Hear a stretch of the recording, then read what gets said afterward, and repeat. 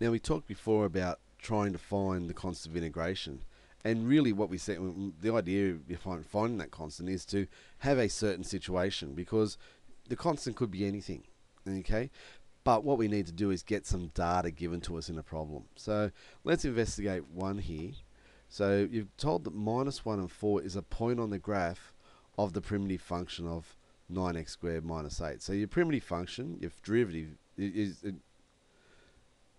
or your function that we want to play with is 9x squared minus 8, and we want to find the primitive. So we're starting with basically with the derivative, and getting the primitive is getting is integrating it. So we add 1 to the power, x cubed over the 3 now. The 9's going to cancel with the 3 and give us 3x cubed. Minus 8 just becomes minus 8x. We're going to have a constant of integration. Whenever we integrate, we get a constant of integration in this situation. Now, if we want to actually find the primitive function, then we're going to we need to find a value for c. And we got that enough data because we know that if minus 1, 4 is a point on the graph of the primitive function, when x is equal to minus 1, y would be equal to 4 on this in this function. So we can start to substitute x is minus 1. So you can see the substitution of x being minus 1. And y is equal to 4. And that leaves us an equation where our only unknown is c. And that just leaves us a little bit of arithmetic to solve a simple equation for c.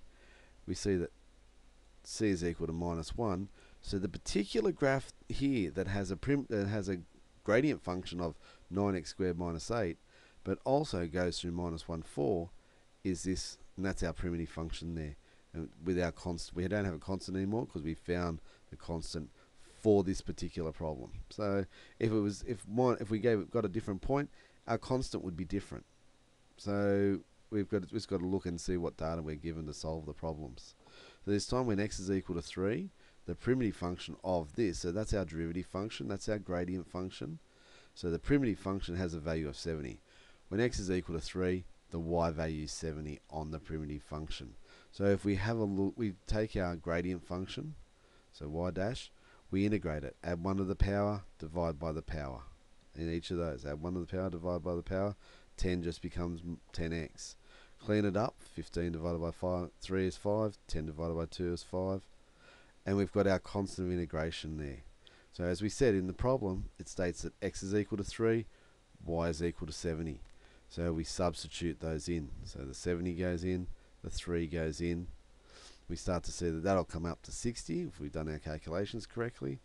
60 plus c is 70, so c must be equal to 10. So there's our primitive function, that when x is equal to 3, y is equal to 70. If x and y were different values, we'd have a different function, we'd have a different primitive function. So just working with the data that we're given, substitute it in to find that constant. This time we've got a polynomial, px, okay, has a 0 at 2, so it crosses the x-axis at x is equal to minus 2, which means that y is equal to 0 when x is equal to minus 2. We've got to remember what that means. The derivative function is given to us by that expression there. So we take our derivative function, we integrate it. So the 12x squared becomes 12x cubed over 3, which again, that can start to cancel and gives us 4. 10x becomes 10x squared over 2. Again, the 2 cancels with the 10. Gives us 5. Minus 14 becomes minus 14x. We've got the constant, and as we said, when x is equal to 2, the polynomial goes through the x-axis, which means it must have a y value of 0. So we start to sub it in. Px is equal to 0, x is equal to minus 2. So we do our substitution, do the calculation, we get 16. For this all to be equal to 0, constant must be equal to minus 16. That's where we get our primitive function from there. So that question, that's the answer to the problem at hand.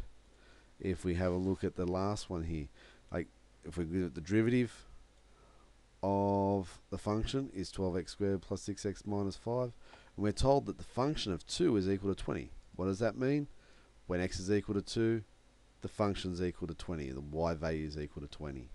So we start with our derivative function, we integrate it to get the function itself. So 12x squared becomes 12x cubed over 3, 6x becomes 6x squared over 2, and minus 5 becomes minus 5x. Clean it up. So that's what our line's just been cleaned up there. And as I said, when x is equal to 2, y is equal to 20. Sub the values in. All the values of x become 2, and that's be equal to the function of 2, which is 20. We get 20 on this side. We've got 34 from our calculations here, plus c. C would have to be equal to 14, and there's our primitive function. It's really not that hard. We still just do all the different, we do the integration correctly. We just have value for, we need to find the value for c. We'll have some data. We'll get an x value, we'll get a y value, and maybe in a, not explicitly told, and you have to work it out and use your ideas from previous areas of mathematics, but the information will be there to find that constant of integration.